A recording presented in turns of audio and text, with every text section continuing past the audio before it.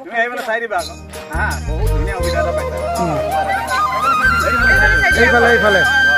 বঢ়িয়া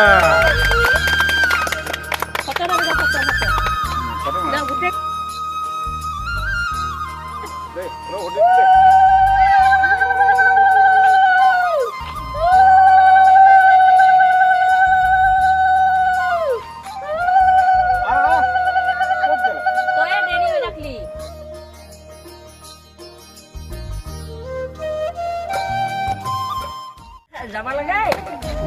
ফুটাই দিয়ক চব ফুটাই দিয়ক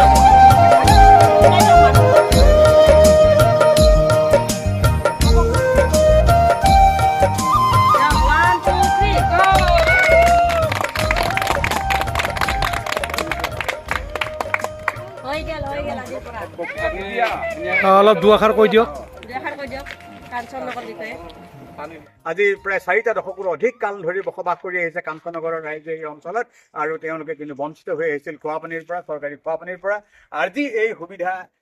তেওঁলোকে লাভ কৰিছে সেই অসুবিধা দূৰ হৈছে আজি নতুন এটা যুগৰ সূচনা হৈছে নতুন দিন সূচনা হৈছে কাঞ্চননগৰৰ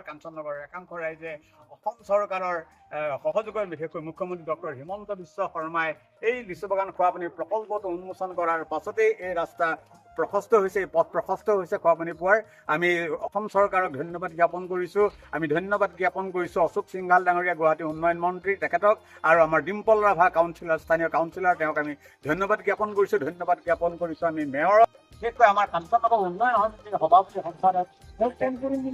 কবিতা আৰু সম্পাদক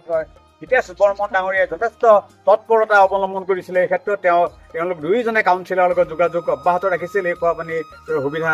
প্ৰদানৰ ক্ষেত্ৰত আৰু এই সময়ত আমি তেওঁলোকৰ এই দুয়োজনে আমাৰ কাঞ্চননগৰ উন্নয়ন সমিতিৰ সভাপতি শৈলেন কলিতা আৰু সম্পাদক হিতেশ বৰ্মনৰ নাম ল'ব লাগিব আমি পুনৰ কৈছোঁ অসম চৰকাৰৰ কৃপাত আজি কাঞ্চননগৰবাসীয়ে প্ৰায় 4 যুগজোৰা